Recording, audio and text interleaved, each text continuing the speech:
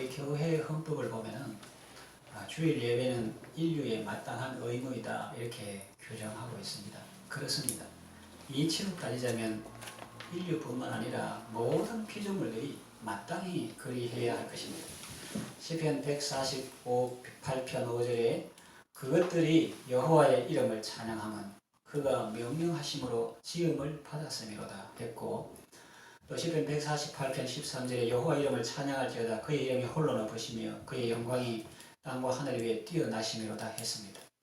그런데 여러분, 예배는 이치적으로 따지면 모든 피조물들의 마땅한 의무지만 또한 성도의 특권이기도 합니다. 시편 148편 14절에 그가 그의 백성의 뿔을 높이셨으니 그는 모든 성도 곧 그를 가까이 하는 백성 이스라엘 자손의 찬양받을 이시로다 할렐루야 이렇게 했는데, 그 할렐루야라는 말도 여호와를 찬양합시다 이런 내용이죠. 그래서 추수감사주일을 앞두고 예배의 기쁨이라는 제목으로 말씀드리겠습니다. 이것은 예배의 3요소라고도 할 수 있는데 기쁨이라는 측면에서 말씀드리겠습니다. 첫째는 나옴의 기쁨입니다. 따라합시다. 나옴의 기쁨. 나옴의 기쁨. 예배는 명절에 가족 친지들이 아버지 집에 모이는 것과 같습니다. 세상살이가 얼마나 팍팍하고 힘이 듭니까? 생활 전선에서 살아남으려면 자신을 방어하고 적에게 효과적으로 대응하기 위해서 완전 무장해야 합니다. 그러나 가족들에게는 그럴 필요가 없습니다. 넥타이 풀어도 됩니다. 양말 벗고 발을 씻고 편한 옷 입어도 됩니다. 아름다운 대화를 나누며 맛있는 음식을 먹으며 서로 격려하고 지지하고 응원하고 축복합니다. 그런데 이런 가족 모임도 부담스럽게 생각하는 사람들이 있습니다. 명절 때 고향에 가면 어른들이 은근히 부담을 준다는 것이죠. 나이가 몇인데 아직 결혼 안 하느냐, 직장은 다니느냐, 봉급은 얼마냐, 너무 많이 모으는 것 아니냐, 뭐 이런 말을 한다는 거죠. 또 일 때문에 몸살 난다는 며느리들도 있습니다. 그래서 명절 정원군 지나면 아프다 이런 것도 있습니다. 인석을 탑하고 아름다운 전통을 살리는 지혜가 필요합니다.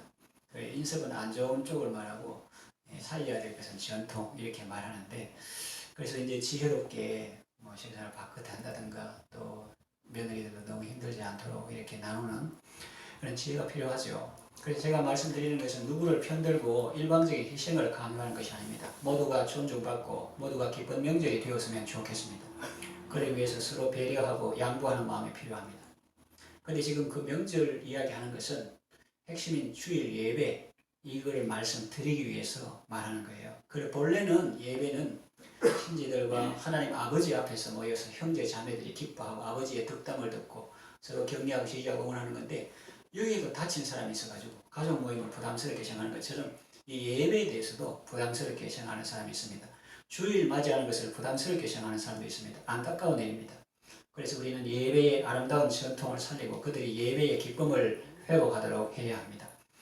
그래서 우리는 원론적인 것을, 원천적인 것을, 본질적인 것을 살펴볼 필요가 있는데, 시편 주를 사랑하고 형제를 사랑했던 신앙 선진들의 고백을 들어볼 필요가 있습니다. 다윗이시고 성전에 올라가는 노래 보면 시편 121편 1절에 사람이 내게 말하기를 여호와의 집에 올라가자 할 때에 내가 기뻐하였도다 이런 거죠. 성가에 이런 가사가 있죠. 주께와 엎드려 경배 드립니다. 주 계신 곳에 기쁨 가득. 누구와도 무엇과도 바꿀 수 없네. 예배 드리는 것이 누구와도 바꿀 수 없고 무엇과도 바꿀 수 없고 예배 드림이 기쁨 됩니다. 그렇게 말했습니다. 여러분, 은혜는 기관차와 같고 헌신은 객차와 같습니다. 기차에 보면 제일 앞에 기관차가 있고 그 다음에 객차가 이렇게 붙어 있습니다. 은혜가 기관차, 헌신은 객차입니다. 은혜를 많이 받으면 그 에너지가 막 넘치고 막 예배는 심장과 같고 막 건강이 팍팍 뛰고 이러면 헌신을 해도 기쁘고 전혀 힘들지 않습니다. 기쁨을 헌신할 수 있습니다. 그러나 받은 은혜는 없고 영혼이 피폐한 상태에서는 참된 헌신이 나올 수가 없습니다. 은혜가 기관차가 되고 헌신이 객차가 되고 이끌어야 되는데 그렇지 못할 때 본인도 힘들고 남도 힘들습니다. 이건 누구 탓을 하라는 말이 아닙니다. 누구 탓을 하라는 말이 아니고 내 자신이 아버지 집으로 가야 합니다. 내 자신이 내 주의 은혜 강가로 나아가야 합니다. 이스라엘 남자들은 매년 3차 절기를 지키러 중앙 성소로 나아갔습니다. 우리도 아버지 집으로 나아가야 합니다. 저는 주일이 기다려집니다. 예배 드림이 기쁨 됩니다. 여러분은 어떻습니까? 예배의 소중함과 기쁨은 우리의 신분을 알 때 더 분명해집니다. 우리는 땅에 살고 있지만 땅에 속한 사람이 아닙니다. 하늘에 속한 사람입니다. 이 세상에서는 흩어진 나그네와 같습니다. 우리 중국에서 온 성도가 중국의 훈춘, 그 훈춘 교회에서 함께 신앙생활을 했던 사람들 모임에 기쁨으로 가는 것을 보았습니다. 우리는 그 이상입니다. 우리는 하늘에 속한 사람이요 하늘에서 온 사람들입니다. 소속이 하늘이고 고향이 하늘입니다. 지금은 이 광야 세상에서 나그네처럼 살고 있지만 언젠가 고향으로 돌아갈 것입니다. 그런데 이 땅에서 고향 친구들을 만납니다. 그리고 더 중요한 것은 아버지께서 이 모임에 오신다는 것입니다. 아버지께서 임재하십니다. 그리고 우리는 아버지의 말씀을 듣습니다. 형제가 연하와의 동감이 어찌 그리 선하고 아름다운고 그랬습니다. 여러분, 지금 우리가 이 세상 광야같이 살다가 그때야 비로소 천국 간다. 이것도 좋지만 그건 좀 약합니다. 강한 거는 뭐냐면은 우리가 본래 천국에서 왔다. 우리가 본래 천국에서 와서 이 세상에 살다가 고향으로 돌아간다. 이런 생각을 하는 것이 성경적이고 또 아주 중요합니다. 오늘 16장 16절 같이 읽읍시다. 16장 10절 시작. 16절 시작. 너의 가운데 모든 남자는 1년에 3번 곧 무교절과 칠칠절과 초막절에 내 하나님 여호와께서 택하신 곳에서 여호와를 배울 때 빈손으로 여호와를 배우지 말고 그랬습니다. 그 당시에는 중앙 성소가 있었기 때문에 3번 6월절, 7.7절 초막절, 이제 무교절, 6월절하고 붙어있기 때문에 또 7.7절 초막절 이렇게 1년 3번 하나님께서 택하신 곳에서 여호와를 배웁되 낯을 보이라 이런 거죠. 이걸 의무로 생각하지 마세요. 물론 의무이기도 하지만 여러분은 특권으로 생각하시길 바랍니다. 예수님께서 너희는 마음에 근심하지 말라 하나님을 믿으니 또 나를 믿어라 내 아버지 집에 거할 것이 많다고 하셨죠. 여러분 철벽 대문으로 빗장 걸어 잠근 사람이 아닙니다. 사회생활 하면 그런 걸 느끼죠. 저 사람은 완전 지로 똘똘 뭉쳐가지고 우리가 들어갈 구멍이 없고 말을 해도 말도 안 통하고 이거는 대화가 안 된다. 철벽 대문을 콱 닫고 거기다 안쪽에 빗장을 콱 걸어 잠근 사람이 아닙니다. 내 아버지 집에 거할 곳이 많도다. 많은 여유가 있고 많은 공간이 있고 자비한 주인이 계시는 아름답고 쉴만한 거처로 우리를 영접하십니다. 그러니 아버지 집에 올 때 입을 귀에 걸고 나오시기 바랍니다. 우리 부른 찬송같이 주 음성 외에는 참 기쁨 없도다 그랬어요. 날 사랑하신 주 늘 계시옵소서. 기쁘고 기쁘도다 항상 기쁘도다 나 주께 와사오니 복 주옵소서. 여러분 주도 감사될 뿐만 아니라 모든 예배에 주일 예배나 모든 예배에 나올 때 노래하며 찬송하며 나오시기를 바랍니다. 예배 기쁨 첫 번째는 나옴의 기쁨이에요. 두 번째 기쁨은 드림의 기쁨입니다. 따라합시다. 드림의 기쁨. 16절 하반절과 17절을 읽습니다. 배울 때 다음부터 17절까지 시작. 빈손으로 여호와를 배웁지 말고 각 사람이 하나님 여호와께서 주신 복을 따라 힘대로 들을지니라 그랬어요. 아이고 살기도 힘든데 뭔 예물을 요구하셔? 그런 생각이 들 수 있습니다. 그러나 곰곰이 생각해보면 부담 주는 말씀이 아니라 사랑의 말씀이요 복 주시려는 말씀입니다. 하나님은 천지를 창조하신 분이고 모든 것이 그분의 것인데 뭐가 아쉬워서 우리에게 부탁을 하시겠습니까? 뭔가 비밀이 있는 것 같지 않습니까? 그렇습니다. 하나님은 우리에게 많은 것을 주셨습니다. 하나님은 우리에게 모든 것을 주셨고 우리는 그중 한 부분을 드리는 것입니다. 한마디로 말하면 우리가 하나님께 드리는 것보다 우리는 더 많은 것을 하나님께 받았습니다. 세상에서 기독교회에서 어떤 예수 믿는 사람도 많이 드렸다 해도 네가 받은 것이 많나 하나님 주신 것이 크나 하면 할 말 없을 거예요. 은혜를 알고 감사하는 마음이 중요합니다. 하나님은 겸손한 자에게 은혜를 베푸시고 받은 은혜를 감사하는 자에게 더 큰 은혜를 베푸십니다. 네 하나님 여호와께서 주신 복을 따라 그 힘대로 드릴지니라 했는데 많든지 적든지 기쁨과 감사함으로 드리게 되시기를 바랍니다.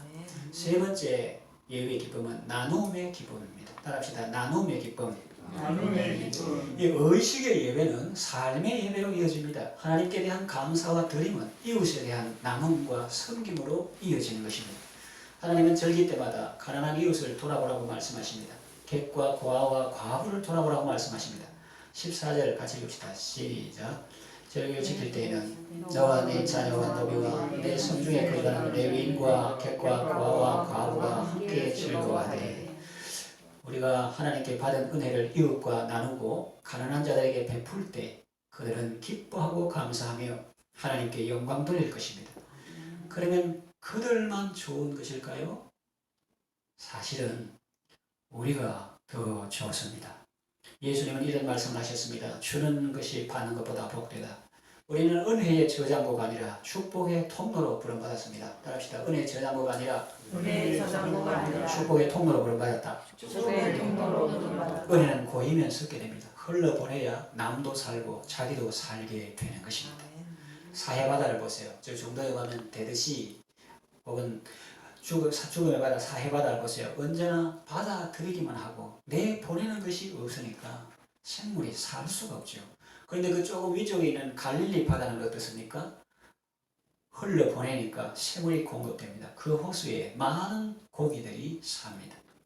여러분은 죽음의 바다 같은 인생이 되고 싶습니까? 아니면 생명의 바다 같은 인생이 되고 싶습니까? 받은 은혜를 흘려보내야 합니다. 이거는 뭐 영적으로도 그렇고 육적으로도 그렇고 몸적으로도 그래요.